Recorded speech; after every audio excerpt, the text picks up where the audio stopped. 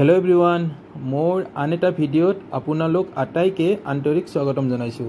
आजिर भिडिओटुत आरम्भ करिबोलै लैछु डाइरेक्टर अफ एग्रिकालचारर अधीनत national mission on edibles oil farmer फाলৰ পৰা অহা এখন ৰিক্ৰুটমেন্ট নোটিফিকেশন আৰু এই নোটিফিকেশনটো কি ভ্যাকেন্সিৰ ওপৰত আহিছে ডিটেইলছ জানিবলৈ ভিডিওটো শেয়াৰ কৰাৰ লগতে শেষলৈকে চাব। নমস্কাৰ, মই ৰূপম টিচান, আপোনালোকে চাই আছে মোৰ YouTube channel Ankuran live. Government of Assam, directorate of agriculture, Assam Khanapara, Guwahati 22। Notice for contractual recruitment under National Mission on Edible Oil Farm.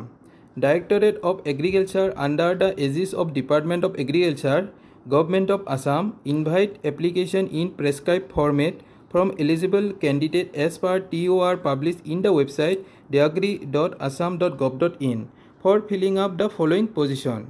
আৰু প্ৰথম পজিশনত আছে MIS এক্সিকিউটিভ ষ্টেট লেভেল আৰু এই পজিশনটোৰ বাবে ভ্যাকেন্সি আহিছে এটা আৰু এই পজিশনটোৰ পোষ্টিং থাকিব directorate of agriculture Assam Khanapara Guwahati. আৰু 2 নম্বৰ পজিশনত আছে MIS এক্সিকিউটিভ ডিস্ট্ৰিক্ট লেভেল আৰু এই পজিশনটোৰ বাবে ভ্যাকেন্সি আহিছে 18টা আৰু এই পজিশনটোৰ প্লেস অফ পোষ্টিং থাকিব Cachar, Karimganj, Hailakandi, Kamrup, Goalpara, Chirang, Sonitpur, Lakhimpur, Dhemaji, Dibrugarh, Tinsukia, Jorhat, Golaghat, Nagaon, Udalguri, waste Karbi Anglong, east Karbi Anglong, Dima Hasao. So candidate সকলে এই পজিশনবোৰ পাই গলে তেওঁলোকে নিজৰ ডিস্ট্ৰিক্টত এই পোষ্টিংবোৰ পাই যাব। Application along with all relevant documents should be emailed this email ID by 5 PM to 13 June 2025. So candidate সকলে তেওঁলোকৰ relevant document বোৰ ইমেইলৰ যোগেদি এপ্লাই কৰিব লাগিব 13 জুনৰ ভিতৰত। Interview of shortlisted candidate will be held as per schedule details below.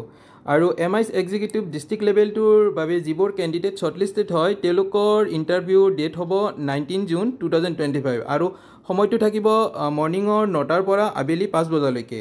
আৰু যিবোৰ কেণ্ডিডেট MIS এক্সিকিউটিভ ষ্টেট লেভেলটোৰ বাবে শৰ্টলিষ্টেড হয় তেওঁলোকৰ সেই ইণ্টাৰভিউটো কণ্ডাক্ট কৰা হ'ব 23 জুন 2025 আৰু সময়টো থাকিব মৰ্নিঙৰ 9টাৰ পৰা আবেলি 5 বজালৈকে। In case of large number of shortlisted candidate, interview will be continue on next working days. যদি ক্যান্ডিডেটৰ সংখ্যা লাৰ্জ নাম্বাৰ হয় তেতিয়া ইন্টাৰভিউটো কন্টিনিউ হ'ব নেক্সট ওয়ার্কিং দিনলৈকে।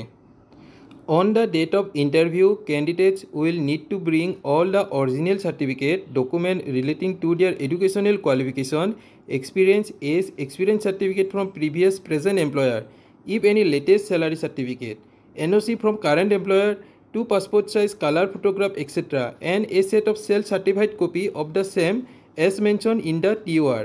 যিবোৰ কেণ্ডিডেটে এই ইণ্টাৰভিউটো এটেম্প কৰিব যাব তেওঁলোকে নিজৰ লাগতিয়াল অৰিজিনেল সাৰ্টিফিকেটৰ লগতে experience, educational certificate, age, present previous employer salary certificate, NOC, 2 passport size color photograph etc. আৰু লগতে নিব লাগিব a set of self-certified copy.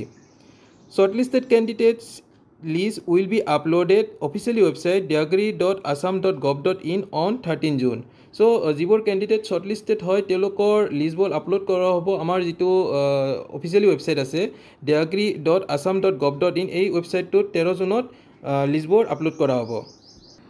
আজিৰ ভিডিঅ'টোত আলোচনা কৰা হৈছে directorate of agriculture national mission on edible oil ফাৰ্মৰ অধীনত অহা ভ্যাকেন্সিৰ যিটো এডভাৰটাইজমেণ্ট সেই এডভাৰটাইজমেণ্টৰ ওপৰত কেণ্ডিডেটসকলৰ এই ৰিক্ৰুটমেণ্ট নোটিফিকেশ্যনটোৰ ওপৰত কিবা কনফিউজন অথবা ডাউট থাকিলে কমেণ্ট কৰিব পাৰিব।